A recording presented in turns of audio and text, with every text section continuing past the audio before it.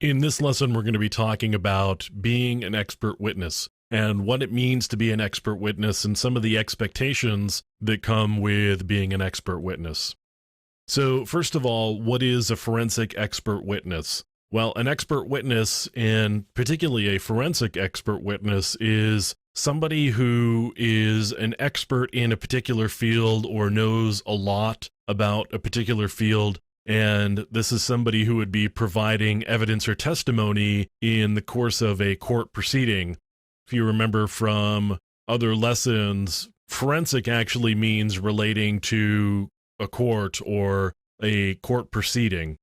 So when we say forensic, we're really talking about something involved in a court proceeding. So an expert witness may provide general information about a topic. That may be something that you call an expert witness for, but a forensic expert witness would be somebody who would provide testimony directly on a piece or pieces of evidence. So you would have something that had been acquired in evidence, and the forensic expert witness would be somebody who came in and evaluated that evidence and took a look at it through the lens of their particular profession and expertise and formed some opinions or analysis about that particular evidence. So, what are the expectations of an expert witness? Well, the first one is credibility. In addition to credibility, a lack of bias. And of course, there's also something that's a little bit maybe harder to define, and that's just the idea that you're going to be memorable. So, what does it mean when we talk about credibility? In order to be credible, you have to have proof that you have the knowledge that you need in order to be an expert in a particular area. So you have to have a lot of experience in that particular area. You've got to have advanced degrees maybe in that particular area, although really the significant amount of experience is going to do really well in just proving that you have that knowledge. In addition to having the experience, you've got to be able to articulate the knowledge that you have so that you can demonstrate that not only do you know what you say that you know, but you can explain it and suggest to the court or a jury that you do have the information and that you can explain it easily to them. You have to have an understanding of the evidence. So it's not enough to know a lot about a particular field. You've also got to know about the evidence that you're being presented. If you're sitting in the witness chair and they're asking you about a piece of evidence and you say, well, gee, I don't know, then you're not going to come off as very credible because you don't know about really the case that's underway and specifically the evidence that's underway. You also have to be trustworthy, honest, and you've got to have integrity, and that's got to be demonstrable in some way. You've just got to be seen to be all of those things in order to be credible as a witness. Lack of bias.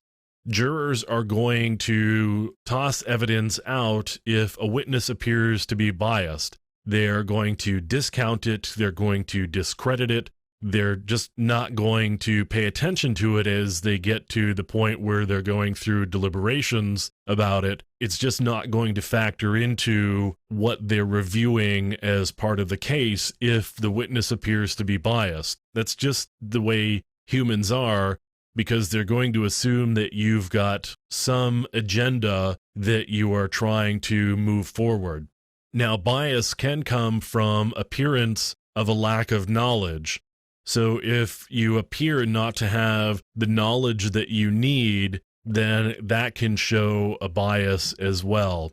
You can also appear not to report all of the information, and that's going to indicate a bias. So if there's some information that would be really helpful for the jury to understand, and you don't report that, and you don't explain it, and you don't mention it, then they're going to think that you're trying to hide that particular piece of evidence, and that you're probably biased in who knows what else you may have hidden or maybe not even told the truth about.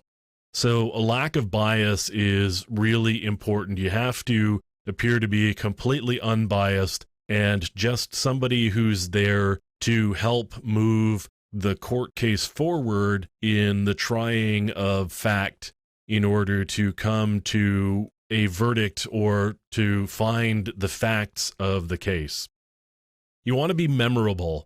You don't want to be the expert witness that nobody remembers what you said because you sat on the stand and you talked very quietly and you were mumbling a little bit and nobody really knew what was going on. You don't want to be that kind of expert witness. You want to be memorable. You want to present information in an understandable way. You've got to be able to articulate the information that you have in a way that everybody understands it as clearly as they can. You should be personable. You should communicate clearly. And of course, you have to be seen to be knowledgeable. If you are seen to be knowledgeable, then people are going to trust what you say a little bit more. And, that comes down to kind of a human bias, I guess, where humans maybe are more biased towards people who are knowledgeable. They're going to be more likely to believe somebody who either looks or sounds more knowledgeable, whether they are or not. It's just kind of the way humans are. So you need to be memorable, and here's some ways that you can be memorable to a court or a jury. So expert witnesses are expected to provide testimony about particular pieces of evidence or maybe just about a particular subject area. You want to be credible, unbiased, and memorable. And most importantly, you need to be knowledgeable. You shouldn't ever take a case where you don't really know everything that you need to know, whether it's about the evidence or it's about that particular subject area, because you're not going to come off as knowledgeable as you need to be, and you're not going to be doing anybody any favors.